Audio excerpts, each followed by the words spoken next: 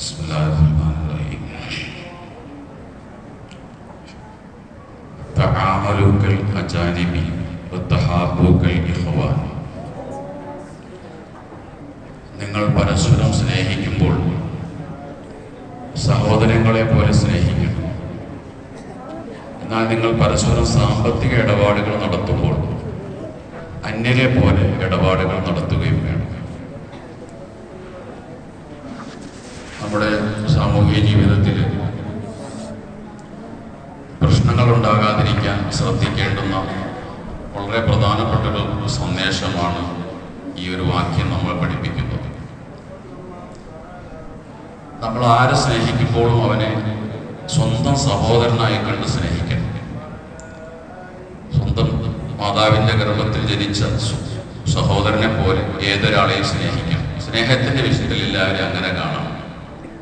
എന്നാൽ സാമ്പത്തിക ഇടപാട് ആരായിട്ട് നടത്തേണ്ടി വന്നാലും അവനെ അന്യനായി കണ്ടുകൊണ്ട് സാമ്പത്തിക ഇടപാട് നടത്തും വേണം.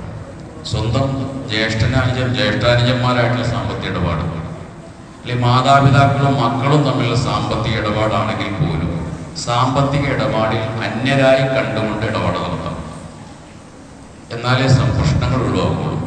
നമുക്കറിയാം, ഒട്ടനവധി ബന്ധങ്ങൾ തകരുന്നത് സാമ്പത്തിക പ്രശ്നങ്ങളുടെ പേരിലാണ്. സാമ്പത്തികത്തിൽ സൂക്ഷ്മത പാലിക്കാതെ വരുമ്പോഴാണ് പിണക്കങ്ങൾ ഉണ്ടാകുന്നത്. ആ പിണക്കങ്ങൾ ദീർഘകാലം നീണ്ടു നിൽക്കും. ഒരുപക്ഷെ മരിച്ചാലും അവസാനിക്കില്ല. മയ്യത്ത് കാണാൻ പോലും അനുവദിക്കാത്ത അവസ്ഥയിലേക്ക്, എൻ്റെ മയ്യത്ത് കാണിക്കരുതെന്ന് വസിയ്യത്ത് ചെയ്യുന്ന അവസ്ഥയിലേക്ക് വരെ ബന്ധങ്ങൾ വഷളായി പോകുന്നത് ജീവിതത്തിൽ എന്നും ഉണ്ടായൊരു സാമ്പത്തിക വിഷയമായിരിക്കും. അതുകൊണ്ടാണ് സമ്പത്ത് കൈകാര്യം ചെയ്യുമ്പോൾ അതീവ സൂക്ഷ്മത ആവശ്യമാണ്.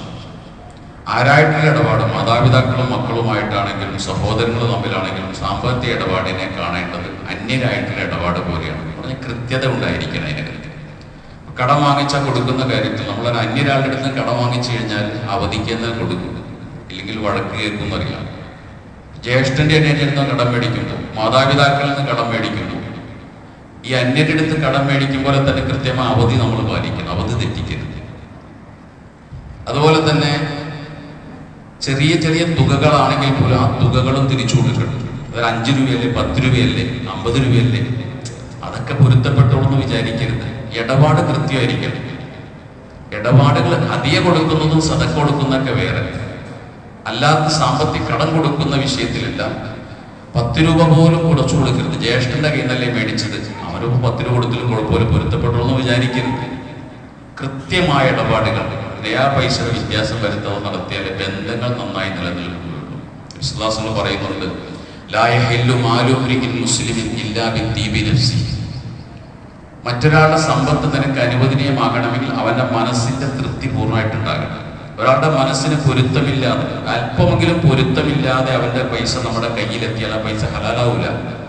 ഒരാൾ പൂർണ്ണമായി തൃപ്തിപ്പെട്ട് തന്നാലേ ഹലാലാവൂ. അതുകൊണ്ടാണ് ഒരാളെ സമ്മർദ്ദത്തിലാക്കി നമുക്ക് ലഭിക്കുന്ന ഒരു സംഖ്യയും ഹലാലല്ല.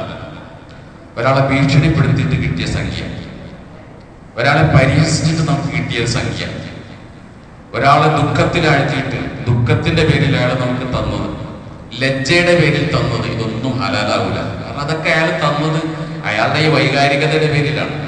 വിശ്വാസങ്ങൾ പറയുന്നുണ്ട്, മാ ഉഹിദ ബിസൈഫിൽ ഹലാലി ബിസൈഫിൽ ഹയാഇ വഹു ഹറാം. ഒരാൾ ലജ്ജയുടെ പേരിൽ നിങ്ങൾക്ക് എന്തെങ്കിലും തന്നാൽ, ലജ്ജയുടെ വാളുകൊണ്ട് നിങ്ങൾ ഒരു പൈസ കുറച്ച് സമ്പത്ത് നേടിയെടുത്ത ബഹു ഹറാമ, സമ്പത്ത് ഹറാമാണ്. അതുകൊണ്ടാണ് ജനമധ്യത്തിൽ വെച്ച് പിരിവ് ചോദിക്കാൻ പാടില്ല. 4 ആളുകൾ കൂടി നിൽക്കുമ്പോൾ ഒരാളോട് പിരിവ് ചോദിക്കുകയാണ്, അയാൾ തന്നിരിക്കും. അത് തരുന്ന എന്തിന്റെ പേരിലാണ്?